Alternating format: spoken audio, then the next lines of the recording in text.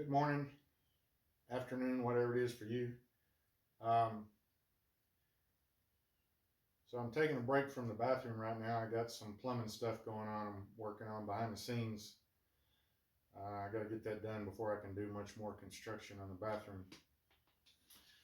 I've also behind the scenes for a long time. I've been working on solar, and I got far enough along that I thought I would bring it to the property, the barn out here, and hook it up. At home, I got some of this stuff hooked up on the board, and I tested out certain components of it. And up until yesterday or the day before, I didn't have everything hooked up all together just to see what, how it's going to work and what's going to happen. Had some friends and family quite interested, and so I thought I would try to explain what's going on here. I am not a master electrician. I am not a solar expert. What you see here is the culmination of a couple of years of me collecting stuff and trying to learn off and on and putting it on the back burner. And finally, everything just came together.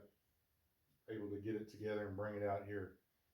I thought I would explain just a little bit of the different components and what's going on here, just what I've learned. Um, this system has been collected off of Craigslist and other shopping websites.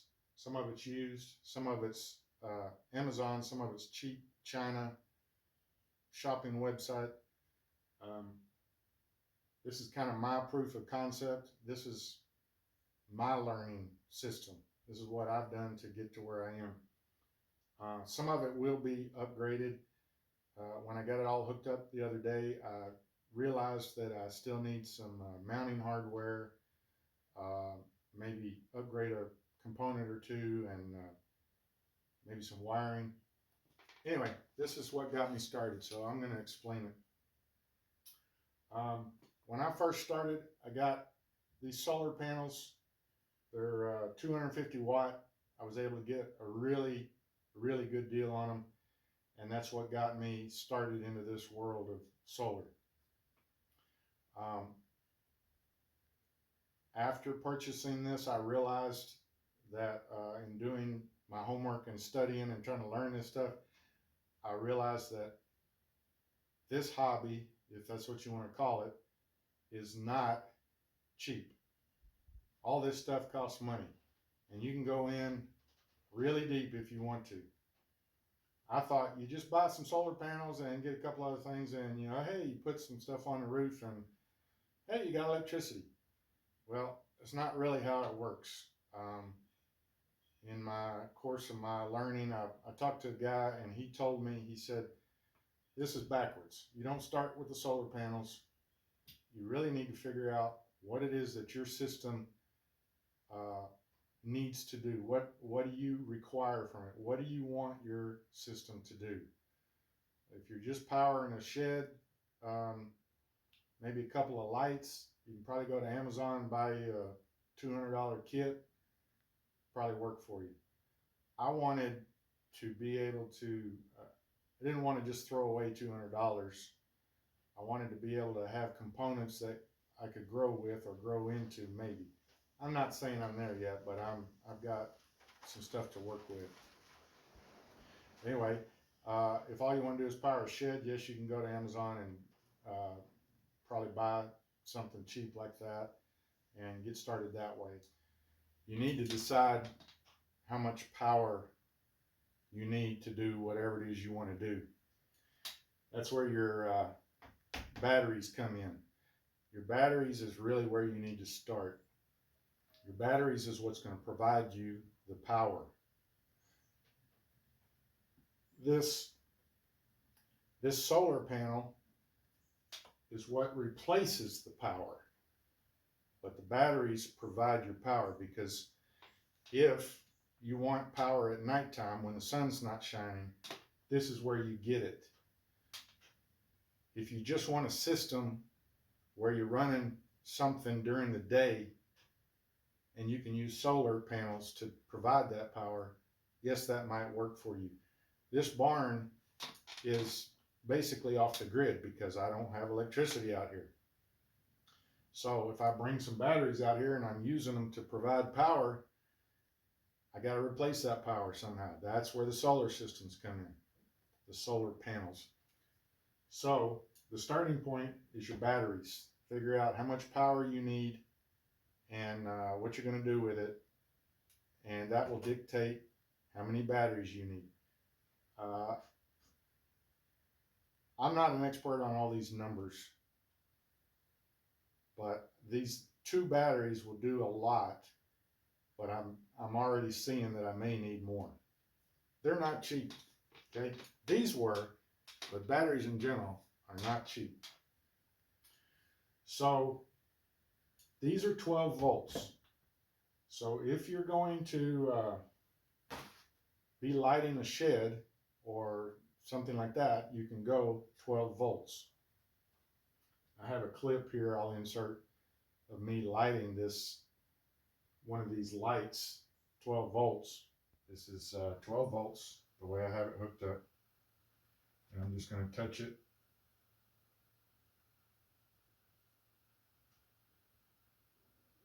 And you see it comes on.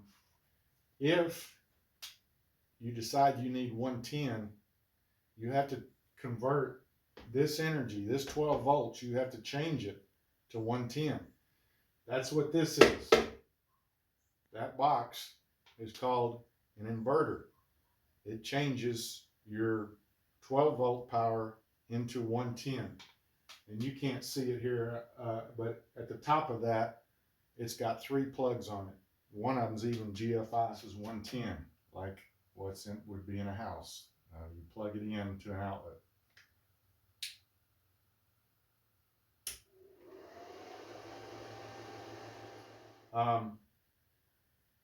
So you got your 12 volts. You would get your 110 off of your inverter.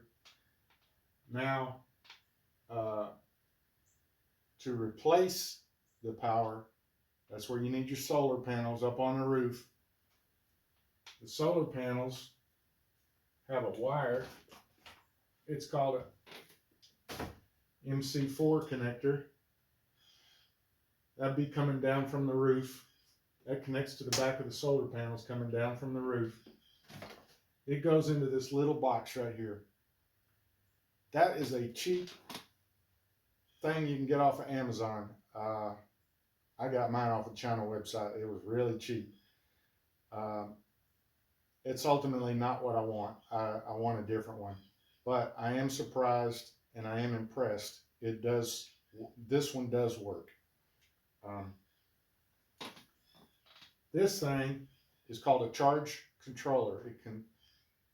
Your solar panels are picking up the sun's energy, just wild raw energy, and shooting it down. You cannot shoot that into your batteries. It has to be controlled and regulated. It has to be put into 12 volts. This unit up here, charge controller, takes that wild energy that's coming down and it converts it into 12 volts and puts it into your batteries and recharges. It has the capability to turn on when these get really low and turn off when these get fully charged. So hopefully you don't bake your batteries, cook your batteries. That controller, it brings the electricity in, sends it down here. It also has a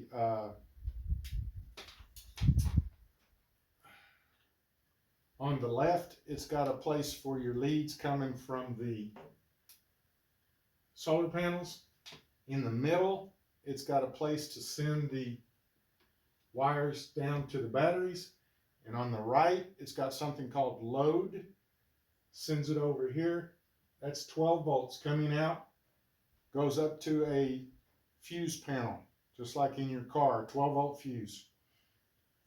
I am going to wire a circuit off of that and go around back behind over here near where the bathroom is, all that side. It gets kind of dark sometimes. I've got some 12-volt lights that I'm going to be putting over there. So I will be able to power my lights 12 volts. Uh, this thing up here can work without the solar panels. Right now, the solar panel is not hooked up, but it is reading the battery state of charge, and it's sending power up to the 12 volt fuse block. This thing is drawing, it's not on right now, but if I turn the switch on, this is drawing power out of here and converting it to 110. So I can plug something in.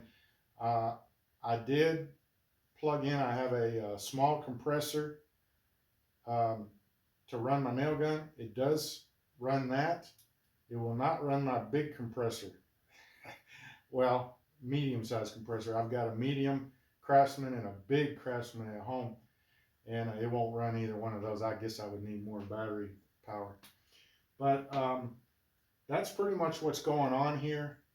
I don't know what else I can say.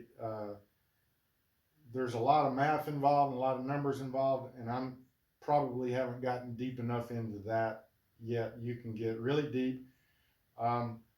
The basic workings of all this is fairly simple. It just took me a long time to wrap my head around it because, I don't know, it's magic somehow. So, but that's what's going on.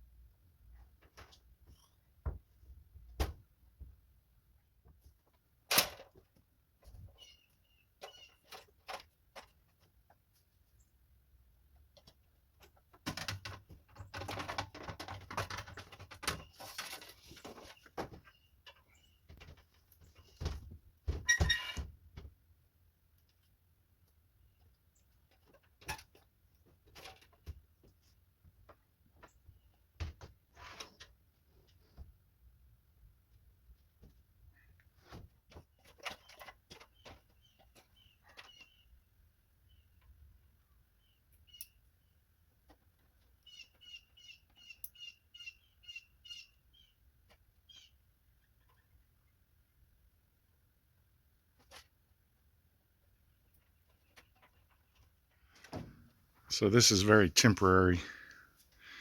I don't have all the hardware I need to get those exactly hooked up like I want them. But that's something like what I'm thinking of. And there's plenty of room up there for just about as many panels as I want. But right now I'm looking at 2. And to the left is south.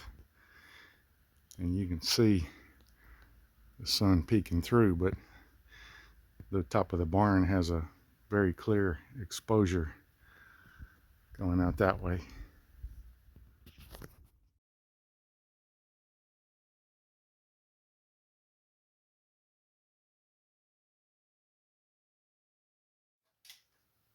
This light is 12 volts, operates like a cigarette lighter out of your car or maybe an RV. These are 12 volts.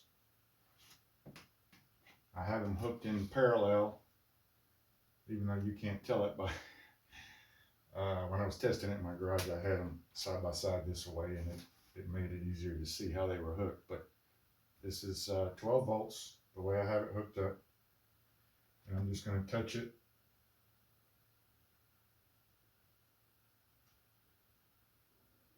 And you see this is 110, like what's in would be in a house. You plug it in to an outlet.